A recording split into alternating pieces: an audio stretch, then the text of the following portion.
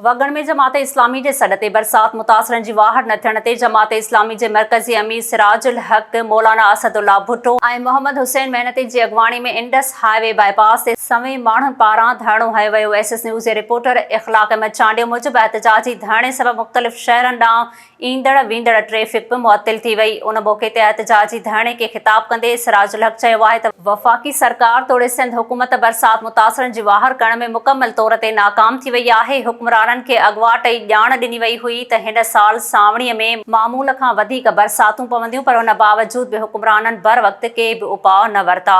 उन्हनि वधीक चयो आहे त वफ़ाक़ी सरकार ऐं सिंध हुकूमत बरसात मुतासिरनि जे नाले ते आलमी दुनिया समेत दोस्त मुल्कनि खां अरबें रुपयनि जा फंड वरिता आहिनि, पर बरसात मुतासिरनि खे हिन वक़्त ताईं कुझु भी नाहे मिलियो। हुननि जो चवणो त पीपीए पारां अवाम खे बेवकूफ़ बणाइण लाइ रोटी, कपड़ा ऐं मकान जो नारो हणी 70 सालनि खां अवाम खां वोट वठी अवाम खां अटो, लटो ऐं अझो खसे वरितो आहे।